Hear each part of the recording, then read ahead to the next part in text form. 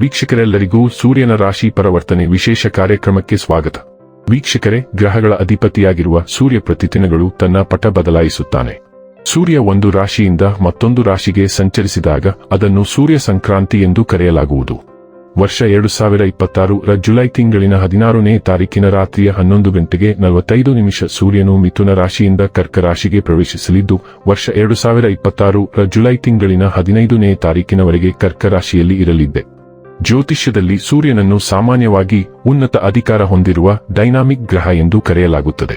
ಈ ಗ್ರಹವು ಪರಿಣಾಮಕಾರಿ ಆಡಳಿತ ತತ್ವಗಳನ್ನು ಸೂಚಿಸುತ್ತದೆ ಮತ್ತು ಇದು ಬಿಸಿ ಗ್ರಹವಾಗಿದೆ ಮತ್ತು ಎಲ್ಲಾ ಭವ್ಯವಾದ ಗುಣಗಳನ್ನು ಸೂಚಿಸುತ್ತದೆ.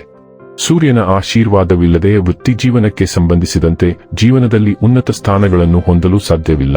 ಬಲವಾದ ಸೂರ್ಯನು ಜೀವನದಲ್ಲಿ ಎಲ್ಲಾ ಅಗತ್ಯ ತೃಪ್ತಿ, ಉತ್ತಮ ಆರೋಗ್ಯ ಮತ್ತು ಬಲವಾದ ಮನಸ್ಸನ್ನು ಒದಗಿಸಬಹುದು. ಸೂರ್ಯನನ್ನು ಚೆನ್ನಾಗಿ ಇರಿಸಿದರೆ ಸೂರ್ಯನು ಒಬ್ಬ ವ್ಯಕ್ತಿಯನ್ನು ದುರ್ಬಲ ಸ್ಥಾನದಿಂದ ಬಲವಾದ ಸ್ಥಾನಕ್ಕೆ ಒಯ್ಯಬಹುದು. ಸೂರ್ಯನ ಸಂಚಾರವು ರಾಶಿಚಕ್ರದ ಎಲ್ಲಾ 12 ರಾಶಿಚಕ್ರದ ಚಿಹ್ನೆಗಳ ಮೇಲೆ ವಿಭಿನ್ನ ಪರಿಣಾಮವನ್ನು ಬೀರುತ್ತದೆ. ತಂದೆ ಗ್ರಹ ಸೂರ್ಯನನ್ನು ಎಲ್ಲಾ 9 ಗ್ರಹಗಳ ರಾಜ ಎಂದು ಕರೆಯಲಾಗುತ್ತದೆ. ನಮ್ಮ ಗ್ರಹ ಭೂಮಿಯು ಸೂರ್ಯನ ಸುತ್ತ ಸುತ್ತುತ್ತದೆ ಎಂದು ನಮಗೆಲ್ಲರಿಗೂ ತಿಳಿದಿದೆ ಮತ್ತು ಸೂರ್ಯನು ನಮ್ಮೆಲ್ಲರ ಜೀವನಕ್ಕೆ ಕ್ರಾಂತಿ ಮತ್ತು ಶಕ್ತಿಯನ್ನು ಒದಗಿಸುತ್ತದೆ. ಈ ಪ್ರಮುಖ ಜೀವಶಕ್ತಿಯು ನಮ್ಮ ದೇಹದಲ್ಲಿ ಚಲಿಸುತ್ತದೆ ಮತ್ತು ನಮ್ಮ ಜೀವನವು ಈ ಶಕ್ತಿಯೊಂದಿಗೆ ನಡೆಯುತ್ತದೆ. ಈ ಕಾರಣದಿಂದಾಗಿ ನಮ್ಮ ಜೀವನವು ಮುಂದುವರಿಯುತ್ತದೆ ಮತ್ತು ಸೂರ್ಯನನ್ನು ಈ ಇಡೀ ಜಗತ್ತನ್ನು ನೋಡಿಕೊಳ್ಳುವವನು ಎಂದು ಏಕೆ ಪರಿಗಣಿಸಲಾಗುತ್ತದೆ.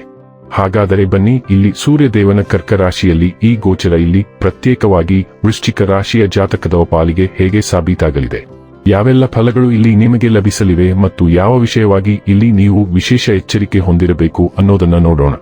ಎಂದಿನಂತೆ ನಮ್ಮ ವಿನಂತಿ ಎಂದರೆ, ನೀವಿನ್ನೂ ನಮ್ಮ ಚಾನೆಲ್ ಅನ್ನ ಸಬ್ಸ್ಕ್ರೈಬ್ ಮಾಡಿಲ್ಲವೆಂದರೆ ದಯವಿಟ್ಟು ಈಗಲೇ ನಮ್ಮ ಚಾನೆಲ್ ಅನ್ನ ಸಬ್ಸ್ಕ್ರೈಬ್ ಮಾಡಿ. ಹಾಗೆ ನಿರಂತರ ವಿಡಿಯೋ ಅಪ್ಡೇಟ್ಸ್ಗಳಿಗಾಗಿ ತಪ್ಪದೇ ಪಕ್ಕದ ಬೆಲ್ ಐಕಾನ್ ಬಟನ್ ಕೂಡ ಕ್ಲಿಕ್ ಮಾಡಿ. ವೀಕ್ಷಕರೇ, ವೃಶ್ಚಿಕ ರಾಶಿಯವರೇ, ನಿಮ್ಮ ಜಾತಕದಲ್ಲಿ ಕರ್ಮಸ್ಥಾನದ ಅಧಿಪತಿಯಾಗಿರುವ ಸೂರ್ಯನು ಅದೃಷ್ಟ ಮನೆಯಲ್ಲಿ ಸಂಚಾರ ಮಾಡಲಿದ್ದಾನೆ. ಅದೃಷ್ಟ ಮನೆಯಲ್ಲಿ ಸೂರ್ಯನ ಸಂಚಾರ ಒಳ್ಳೆಯದಲ್ಲ ಎಂದು ಪರಿಗಣಿಸಲಾಗಿದೆ. ಆದರೆ ಕರ್ಮಸ್ಥಾನದ ಅಧಿಪತಿ ಅದೃಷ್ಟ ಮನೆಯೊಂದಿಗೆ ಸಂಪರ್ಕ ಹೊಂದುವುದರಿಂದ ಕೆಲವು ಸಂದರ್ಭಗಳಲ್ಲಿ ಉತ್ತಮ ಫಲಿತಾಂಶಗಳು ದೊರೆಯುತ್ತವೆ.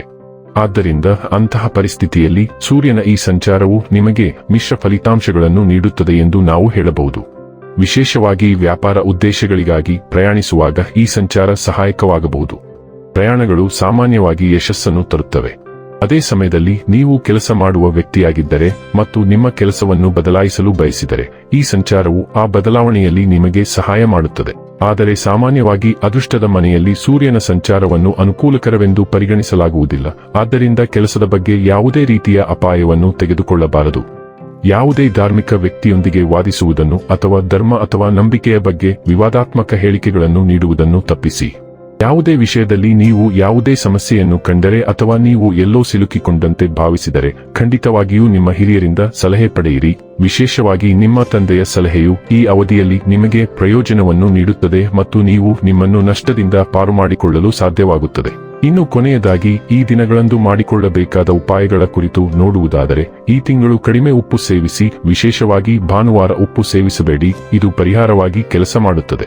ವೀಕ್ಷಕರೇ, ಇದಾಗಿತ್ತು ವೃಶ್ಚಿಕ ರಾಶಿಯ ಜಾತಕದವರ ಸೂರ್ಯನ ರಾಶಿ ಪರಿವರ್ತನೆಯ ಮಾಹಿತಿ ಇಷ್ಟವಾದರೆ ವಿಡಿಯೋವನ್ನು ಲೈಕ್ ಮತ್ತು ಶೇರ್ ಮಾಡಿ.